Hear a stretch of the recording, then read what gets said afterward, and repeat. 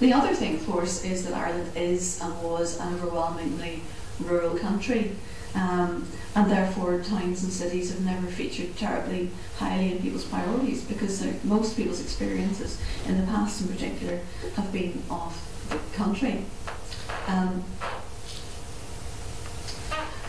not sure what's coming next in this set of slides. I can't remember what I have on it, so it's going to be a bit of a potluck, I think, if we get a slide that matches what I'm saying. But thinking about rural development in Ireland, say Ireland was never that terribly urbanised. Towns and cities which may have developed in the 18th century along perhaps the eastern and southern seaboard, places like Cork, Waterford, Dublin. As we move into the 19th century, those towns and cities start to decline in terms of population.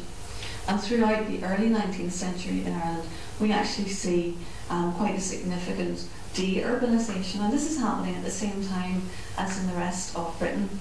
There was massive urbanisation as more and more people, as a result of the Industrial Revolution, were moving into towns and cities to work.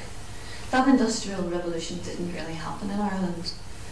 In fact, the industry that was happening, the cottage industry, for example, across the country, was in serious decline. So we see more and more people throughout Ireland actually dependent on the land, and towns and cities in decline throughout much of the 19th century. But there was an exception to that, and the exception was here. The northeast, Ulster in general, saw more urbanisation, and the northeast and the area around Belfast in particular saw massive industrialisation at the same time as the rest of Ireland was deindustrialising, urbanising.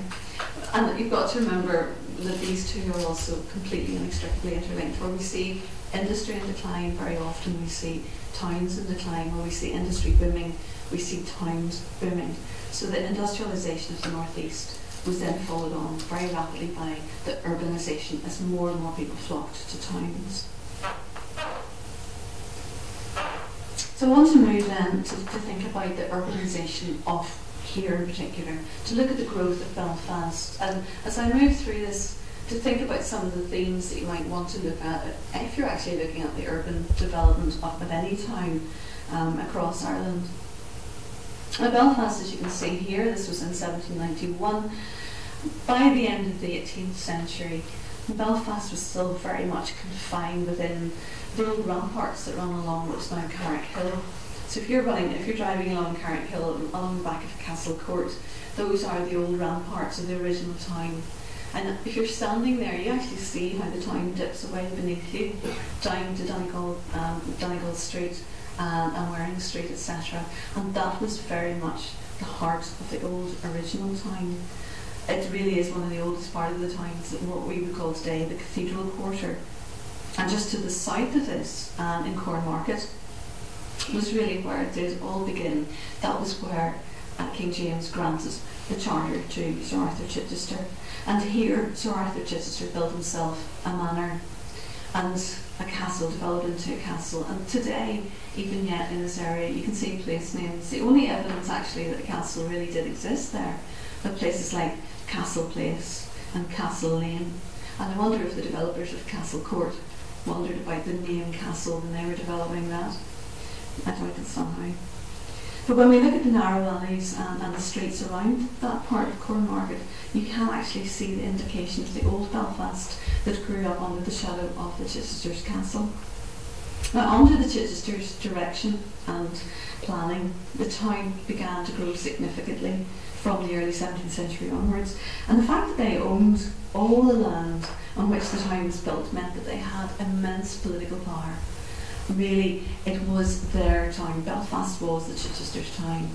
And to the extent they nominated the sovereign, who was the mayor of the town, so that was in their control. And they also represented the two MPs, or sorry, they nominated the two MPs who represented the borough in Westminster. So Chichester really did have incredible control over the political development of the town for many years. By 1697, Belfast was Ireland's fourth largest port, and in terms of the duties collected and the goods that were passing through it. So even at that stage, the port was central to Belfast's success. Now at this time, merchants and tradesmen, etc., would have flocked to Belfast to find work and to set up their own businesses. And Belfast, at this time, the early 17th century and the 18th century, particularly moving into the 18th century, became very much a centre of trade and of industry. It was as a port and as a trading centre that Belfast grew and flourished. And by looking at the map, we can actually learn quite a lot about the character of the town at that stage. Even just looking at the street names, that we can learn from that the way in which the town developed. If we look at the old heart of Belfast, what is to say is now Cathedral Quarter, we see Waring Street, for example. And Waring Street was named after a tanner called William Waring. William Waring came from Tunbridge originally, and he set up his tannery business in the 17th century. Apparently his daughter was courted by Jonathan Swift, unsuccessfully it appears. But the name street, Waring Street, reflects very much the importance of the tradesmen who were establishing their businesses in that area at that time, the importance of the commercial and mercantile class that dominated Belfast development. The town's first banks were here. If you go just left from where Waring set up, you've got the Merchant Hotel.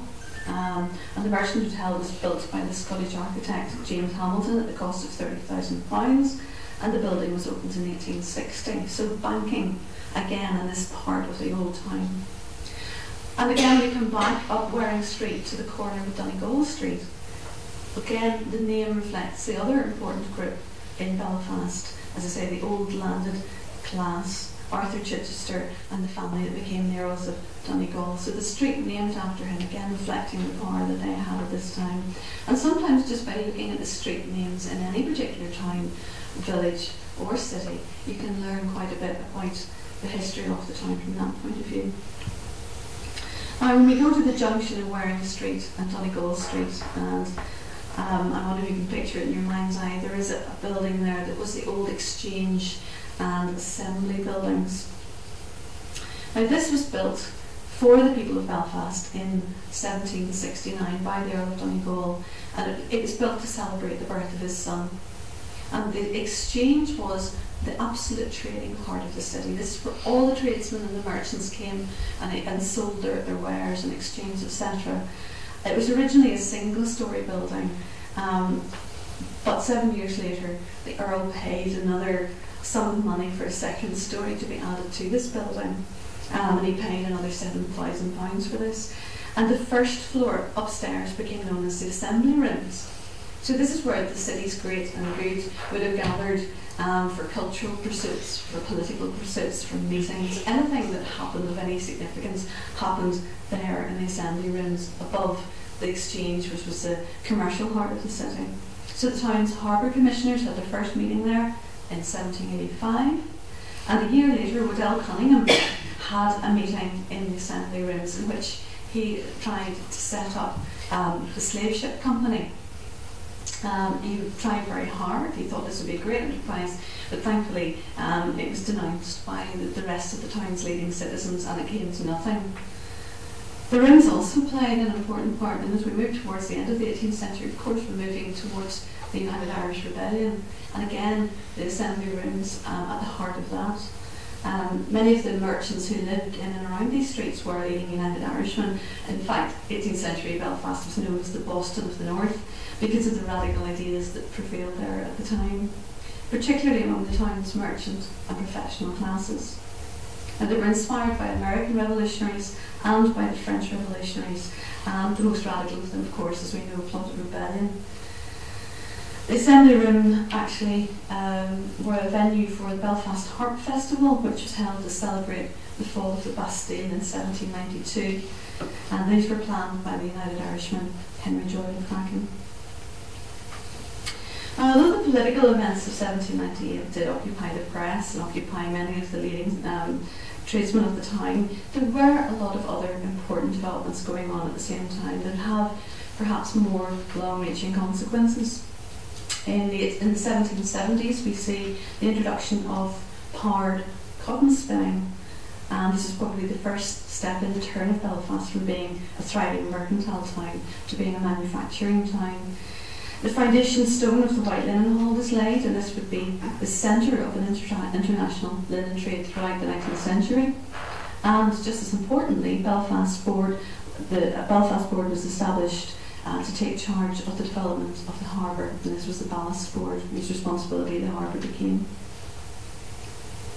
And while the domestic cottage textile industry we talked about earlier died out across the rest of Ireland, as we know, the 19th century saw Belfast booming as an industrial centre.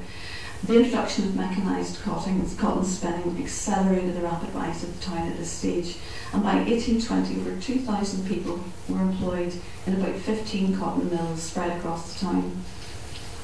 15 years later, this had risen to 3,500 people employed in 20 mills. Now, at this point in time, the UK's cotton industry went into rapid recession, and this could have been the end of the story for Belfast, but due to a series of fortunate developments, that was not to be the case. There was a new wet spinning technique had been employed for linen. So for the first time, it was actually possible to use machinery to produce linen on a grand scale. And at the same time, the main cotton factory in the town, Holmes on Henry Street, was burnt down, some would say rather fortuitously. But rather than rebuilding it as it was as a cotton manufacturer, Mulholland's actually investigated the possibility of starting linen manufacture on a grand scale, and they actually built mills that would produce linen on a scale that had never seen before. So the massive York Street Mill was built in 1830, and this was really the beginning of linen mills being built right across the town. By 1862, there were 500,000 flax spindles and 3,000 power looms in the city. By 1868, this had risen to 724,000 flax spindles and 3,000 power looms. So it was Ireland, through the rest of Ireland, was experiencing a downturn in economic developments, etc. We see families and young people in particular moving into. Oh, do you want to just get Stephen? Do you want to do this now? Okay.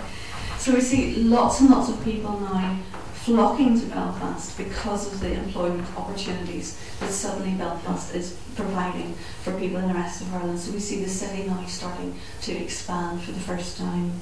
Young people, as I say, and women in particular, coming to work in the mills. By the opening years of the 20th century, 70% of the linen industry workforce was female. So you can see the massive impact it had on the lives of women.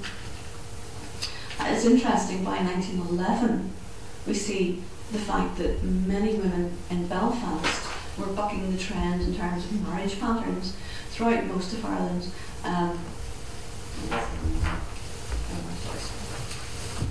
Throughout most of Ireland, women were marrying, most women were married, whereas when we look at the city of Belfast, we see that very many women decided not to get married, and the reason probably they could do that was because they had employment which they wouldn't have had elsewhere in the country, and therefore they had a degree of independence. It also meant that there could be two incomes in a family, and this actually sets Belfast apart from many other towns and cities across Ireland and the UK.